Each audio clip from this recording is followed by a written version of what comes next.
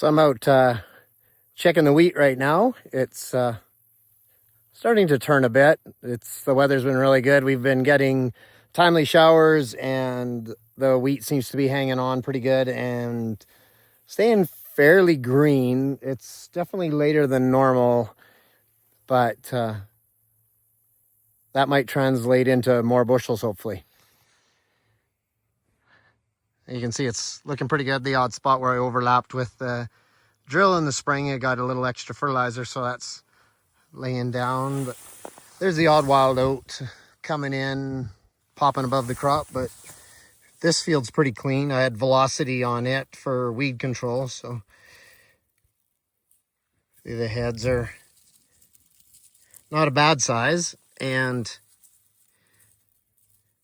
pretty good filling in there. They're pretty solid. There's a lot of years you can feel like that, and there's some soft spots where there's no seed, but this year it's pretty good. They're filling pretty good, and as you can see, lots of heads, so the potential is there for a pretty decent crop. But I'm thinking we're 3 weeks away at least.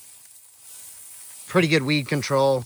Moisture was good for most of the year, so yeah, the wheat's looking pretty good. So here's my canola. You can see there's still some flowering along there. It was kind of a little bit hard packed. I had some brushing done along here, and it came a little later there, just hard soil, but it's looking pretty thick here. Lots of good pods. It's kind of the edge of the field here. It's a bit to walk out in right now, and there's a bunch of mosquitoes, so I'm not going to bother, but pretty nice looking plants. The pods are looking good. Fair amount of pods. Go down quite a ways, and crop itself looks really good. No yellowing or anything. And out in the field, further out there, you can kind of see it starting to turn a little bit brown in places, so it's starting to mature. And then you can see that yellow flowered area still from, like I say, that hard packed in the spring around that outside of the edge here. I'm just on the old road allowance where I cleaned up some brush piles, so a little bit hard back there and a few weeds, but overall they're looking, canola's looking pretty good, but easily 3 weeks away from harvest, so it's going to be in September before I'm getting going on this. And last but not least, here's the malt barley. It's maturing a lot better than the wheat and the canola, of course, because it usually takes less time to ripen. And you can see there's some green down in here. It's kind of, we're on a corner, and you can see where I overlapped. It's laying down a bit from the excess fertilizer and seeds, so anywhere there was a double up of fertilizer, it'll lay down. But other than that, it's standing really good, so I'm quite happy with it. The heads are nice and big, and as far as staging, right now we're kind of a hard dough stage, so it's really, they're starting to get a little harder in the head, so it's not too bad. Maybe a week and a half, 2 weeks away. So yeah, the barley's getting really close and looks pretty good.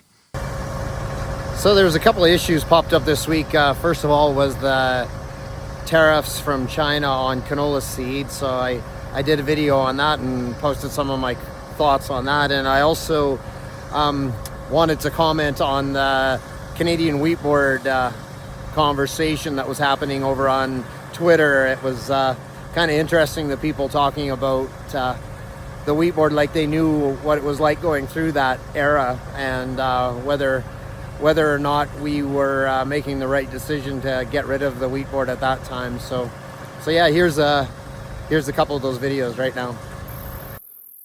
So as you can see, my canola crop behind me is getting mature. It's still green, but maybe 3 to 4 weeks away from harvest. And we got some interesting news this morning.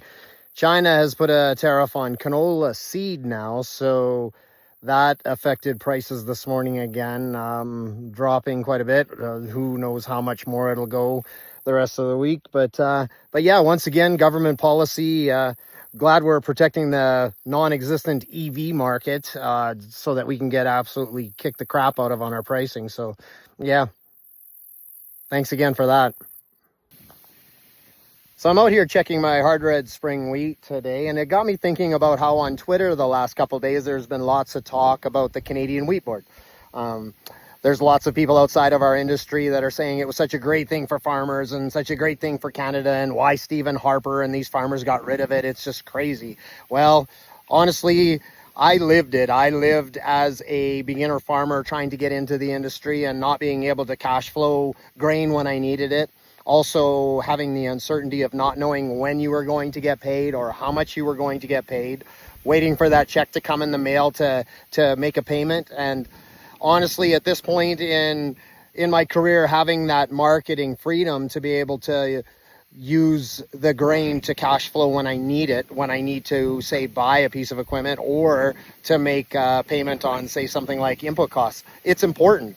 It saved me money. And honestly, as far as the marketing part of it, I think there are so many organizations and groups out there that will help you with marketing that we are way better off without it.